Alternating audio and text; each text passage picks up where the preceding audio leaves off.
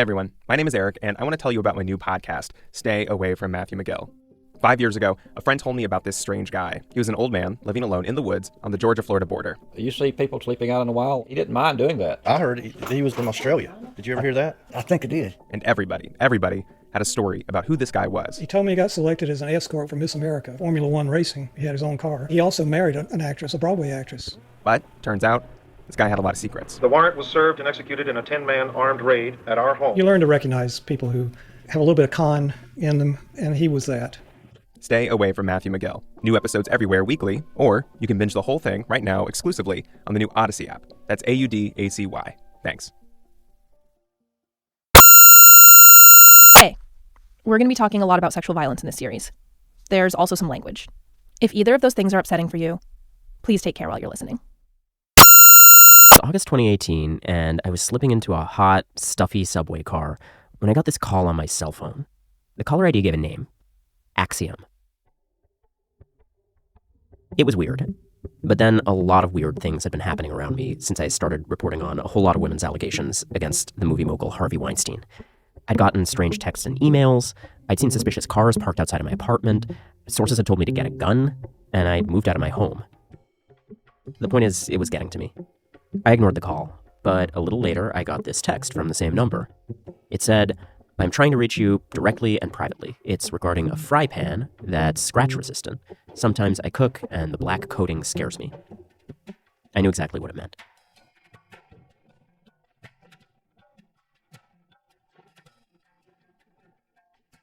In October 2017, The New Yorker started publishing my reporting on Harvey Weinstein, containing the first rape and sexual assault allegations against him.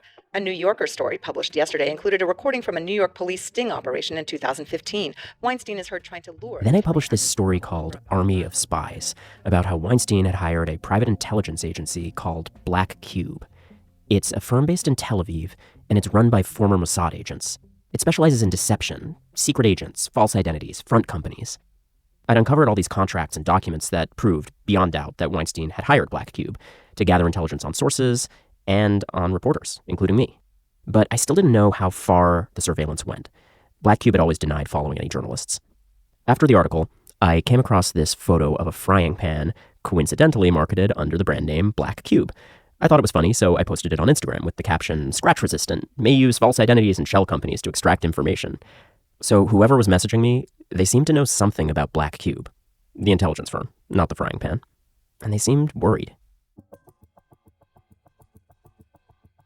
So I messaged back, "Can you say more about who you are?" And this person responded, "I can say I do surveillance. We will need to meet discreetly and make sure we are not followed." What happened next felt like I was in a John le Carré novel or something. We agreed to meet at a Brazilian restaurant in Manhattan. But when I got there, this person didn't show. Instead, my phone rang. The caller ID said Axiom again. It was a man with what sounded like it might be a Russian accent. He told me what I was wearing and said he needed to make sure that we weren't being followed. He instructed me to leave the restaurant, walk against traffic for several blocks, and then sit down in the back of a different restaurant. That was when I first met Igor Ostrovskiy, a private investigator who'd been following me, watching me, for weeks. This guy. I didn't think I was going to be followed, but I thought you might be, so just in case, we had to take some steps to avoid being seen together. We ended up in the basement of a restaurant, which I know conveniently has no cell service. From Pineapple Street Studios, this is the Catch and Kill podcast. I'm Ronan Farrow. Soon after the New York Times and the New Yorker reported on the allegations about Weinstein, New York prosecutors indicted him on charges of rape and sexual assault. He's now awaiting trial. He's denied all allegations of non-consensual sex. My new book, Catch and Kill, chronicles my investigations into the systems that shield influential men in Hollywood, Washington, and beyond. Writing the book, I kept thinking about the people I met during my reporting, the sources who brought the story to light, and the operatives who tried to suppress it, the whistleblowers and survivors and spies and journalists. Each is complicated in their own way. Many of them face difficult, even life-altering decisions. This podcast is about those people, and giving you a chance to hear their stories in their own words. People like Igor Ostrovskiy, the private investigator who tailed me. Scotch is good. Single malt scotch is good.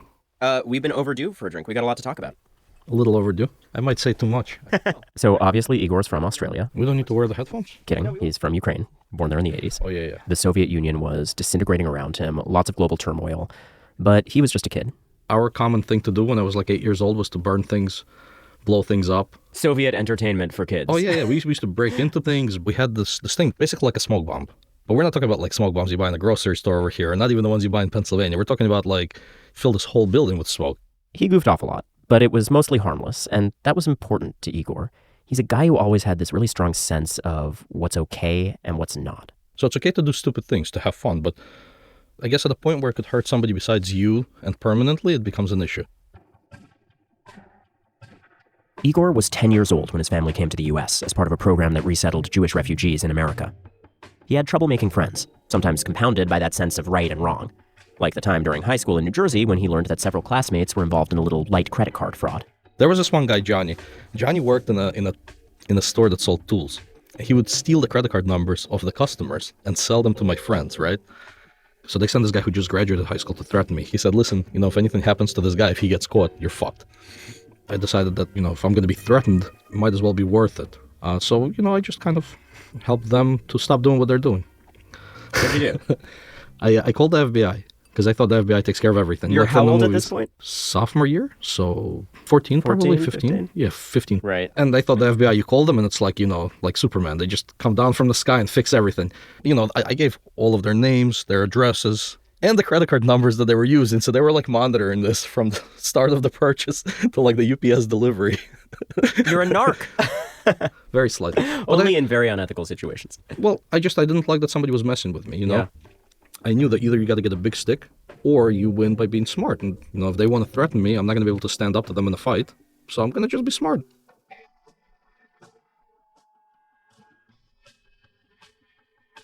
As smart as Igor was, when he graduated, he didn't have much of a plan. Some time passed. 4 years, to be exact. What he calls his limbo. He held down odd jobs. I went to deliver pizza. Eventually, he learned that a friend had an uncle who was a private investigator, and he basically talked his way into a job. It was pretty mundane work, like he'd go undercover in warehouses to find out who was stealing stuff. So they would plant me into a warehouse, and I would just become one of the employees. Igor says that's mostly what he was up to for the first several years of his career. Then, in 2011, he came into contact with the guy who would eventually give him the wildest job of his life, Roman Hiken. So talk to me about meeting Roman Hiken for the first time. I don't know why, but I had this feeling like I should find someone who's, part of my culture. Like it'll be easier to get along with someone in my culture. So I Googled Russian private investigators. One of 3 guys that I found in Brooklyn was this guy, Roman Hiken. I'm not your typical investigator. I'm the guy out in the field, the action taker. My name is Roman Hiken, and I'm the founder of Infotactic Group. Roman Hiken ran an outfit called Infotactic. Infotactic Group handles spousal investigations, intellectual property cases, insurance investigations, child custody cases, background checks, and skip tracing. It was a pretty small-time operation. Most of the workers were part-time. It is true Hiken had occasionally worked for a high-profile client, like the designer Christian Louboutin hired him once to go undercover and see who was knocking off those red-soled shoes. When I was young and I first learned how to read, I would fascinate my parents with my ability to memorize the text of my favorite book, Sherlock Holmes. In general, he's a good guy. He likes sailing, so he goes sailing a couple times a year. I figured, we should call Roman and see what he's up to. Igor and Hiken got along, and Hiken had a lot he could teach Igor. Roman taught me how to do surveillance, how to drive for surveillance, how to blend in. He taught me little tricks, how to make this job fun. A lot of people can't figure out where to find a bathroom in New York.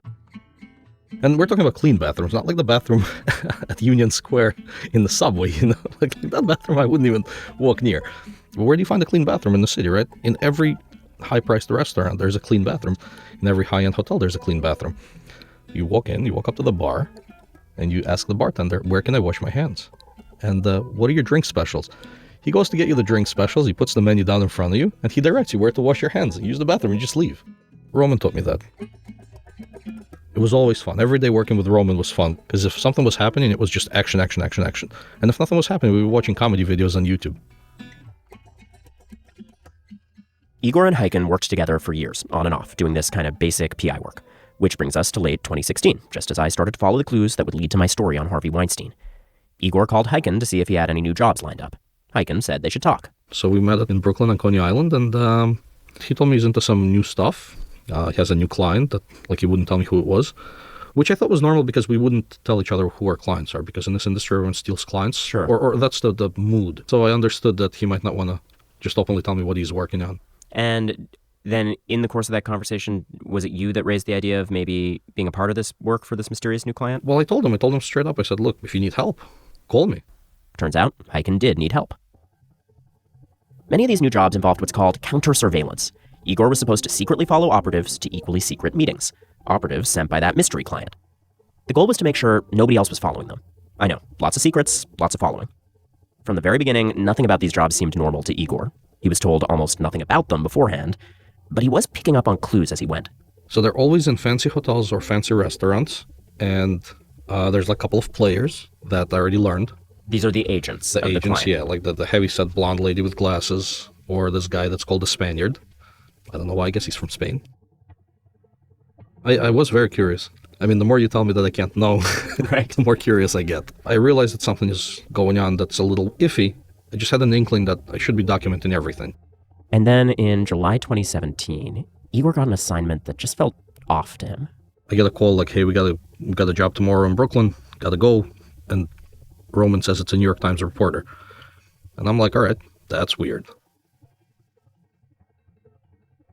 After the break, Igor tails some journalists.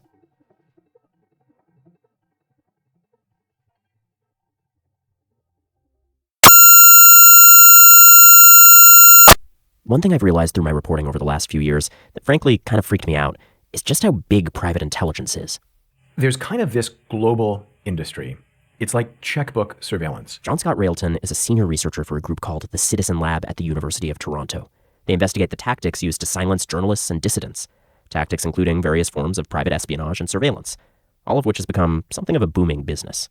You can go to a kind of a global marketplace and find a company that will sell you a kit to kind of do whatever you want. It's like NSA in a box. The problem is that many of the players that can pay for it can't possibly hold themselves accountable and can't possibly resist the temptation to abuse it. And if you look at the people who are targeted, for example, Javier Valdez, a Mexican journalist investigating cartels, was assassinated. He was pulled from his car and filled with bullets. Is it fair to say journalists are being hunted? Journalists are like one of the largest slices of the pie of victims, and we think that this is the kind of tool that you use to find, fix, and finish journalists.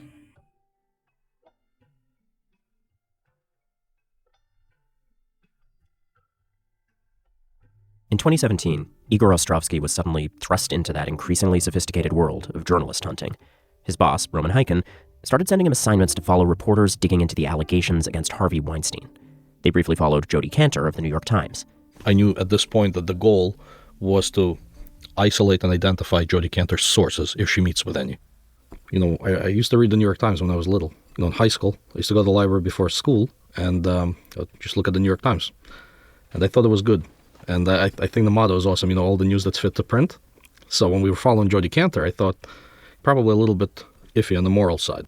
And then we were following, you know, we're supposed to follow you.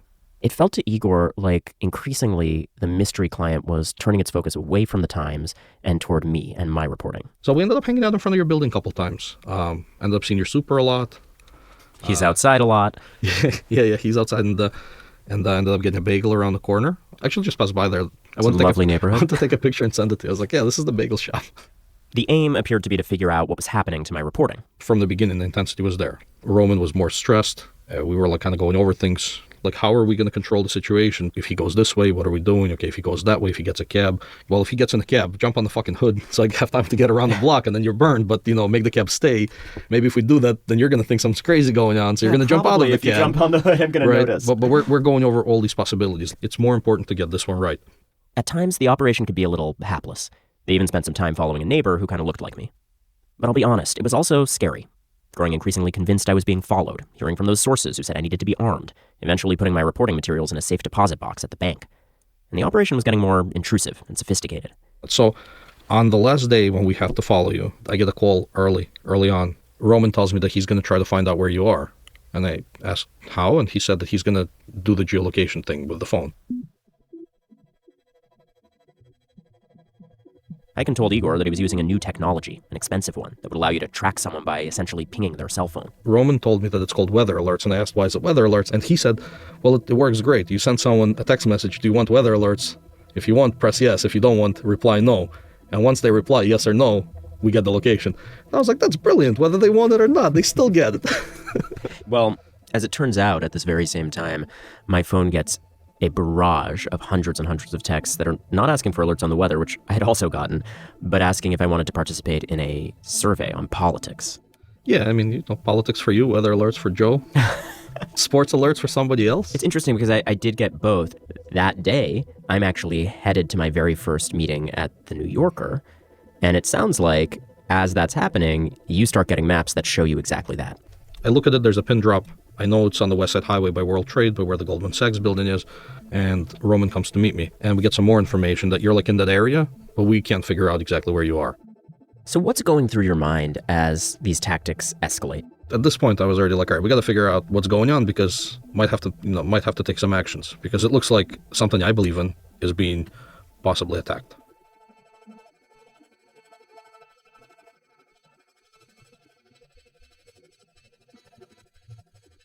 So in November 2017, I finally published my reporting on Black Cube and what it had done to track sources and reporters on Harvey Weinstein's behalf. Return to the Harvey Weinstein story and new revelations about the great lengths he allegedly went to in order to quash stories. Farrow alleges Weinstein hired elite private security agencies, at least one of which deployed undercover agents. The ultimate aim of this was to kill stories by Farrow, also the New York Times and other news outlets. Igor read that article.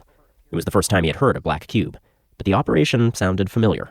I saw your article in the New Yorker. And I call Roman, I'm like, listen, this is clear who we're working for. And this is clear that this is what they were trying to do, because this is like the story about us without mentioning our tactics or our names directly. Because the targets that I described Black Cube having in that article were also your targets. Right. Something like that. We'll leave it at that. Igor's suspicions were right.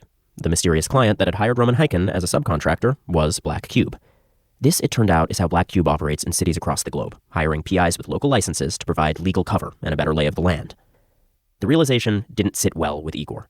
Remember, as he put it, it's okay to do something stupid until it hurts someone else. When I read it, I said, this is horrible, and this guy is doing this systematically. There's no way I'm going to continue to be part of this. Like, there's no way I'm going to walk away from this situation knowing that I'm helping someone suppress the truth, suppress the press, and to get away from taking responsibility for these actions. Igor decided he had to expose the operation. He tried law enforcement first. I called around and I couldn't get anywhere. I called somebody who put me in touch with an agent at Homeland Security Investigations. They said that I need a lawyer. I called the lawyer wanted money. And I was like, listen, I'm an American. I live paycheck to paycheck. I'm trying to be a patriotic American here. Just, what is this? Money. I'm patriotic, but only if I could afford it. So I thought, again, like from my childhood, call the FBI. They'll solve everything. And then eventually, I get to a person who's not even an FBI agent. It's just like an idiot. Who just like in college, like a summer intern or something, doing phones. So 45 minutes later, a guy picks up who's clearly like a washed up guy who has this like shitty job of having to talk to people who think that they're, there's UFOs or whatever.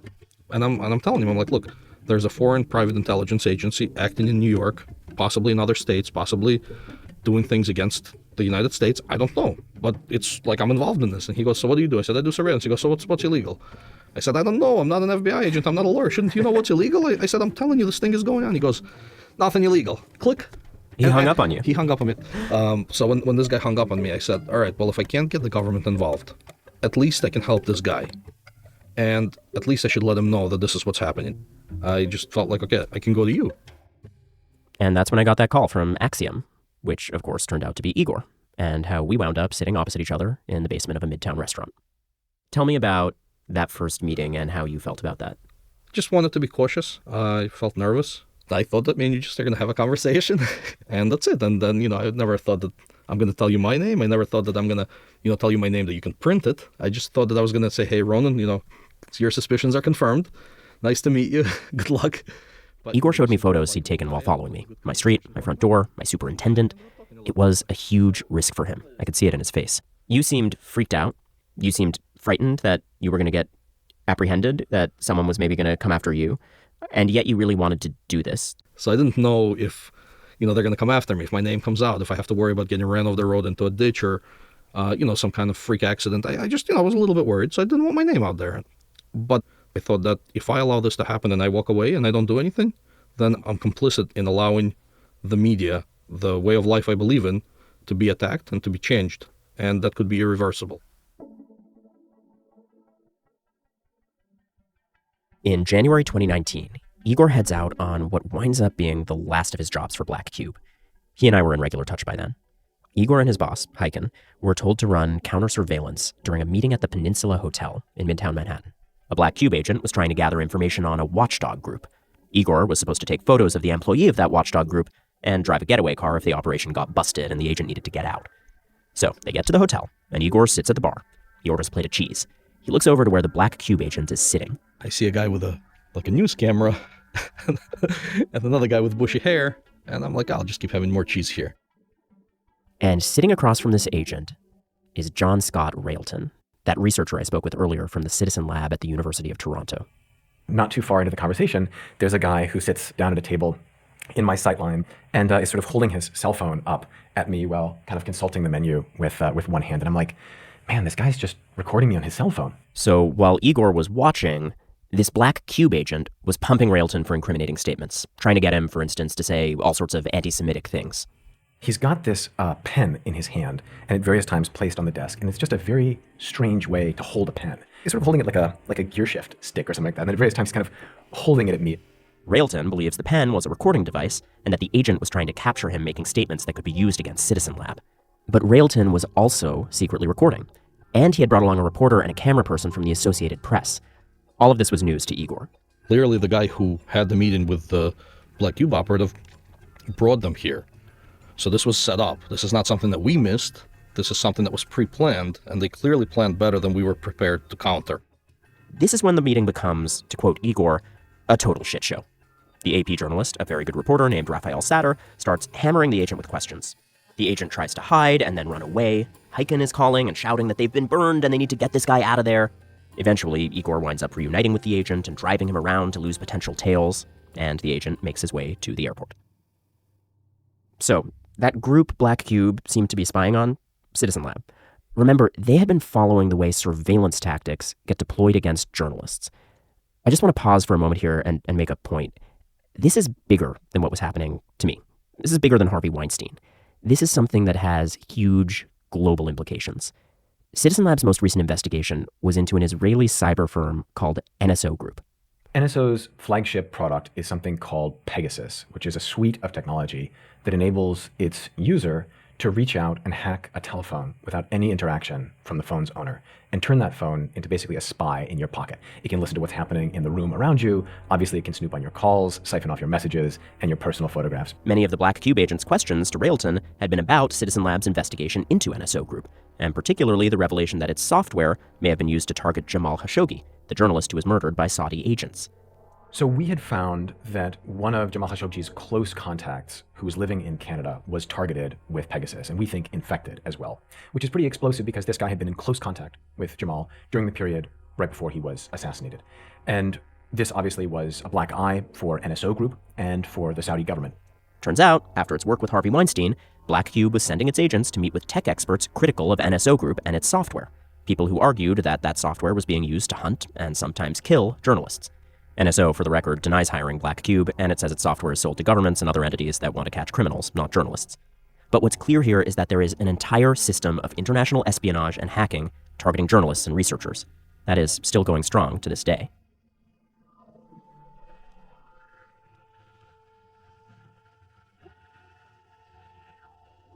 After the failed operation with Citizen Lab, Black Cube ordered everyone involved to take lie detector tests. Roman tells me, listen, no drugs, no alcohol tonight. You get in polygraph tomorrow. And I go, you know me, I don't drink. I've never done drugs in my life, so it's not a problem. And meanwhile, my hands are like trembling. If he took that test, Igor felt sure that they were going to discover that he'd been talking to me. So he said he wouldn't do it. And shortly thereafter, Heiken stopped offering him jobs, and they drifted apart. We reached out to Roman Heiken's attorney and a representative for Harvey Weinstein for this podcast, but did not get a response. Heiken's attorney initially confirmed details presented to him in a fact-checking call for the book, but then suggested that the information was false or fabricated, without offering specifics. Igor knew that prosecutors in New York were, in the wake of my reporting, investigating Black Cube. Sources close to the agency's operations for Weinstein said they ran all their activities by lawyers and that any cell phone tracking was undertaken without their knowledge. In any case, Igor got a whistleblower attorney and began the process of volunteering to help prosecutors if they needed it. And he decided to go on the record in my book. He says he's glad to have come forward, to have a part in defending something he believes in, to stand up to the increasingly elaborate machine that ensnares journalists around the world. If I had any doubt, I would have never came to meet you. I believe in what you're doing. I believe in you, and that's why we're here. Maybe we don't have to say that I'm a hero, anymore. Well, maybe I'll try to It's like avoid the it's like H word when for you say it, I'm like, how do heroes sit? Am I arching my back?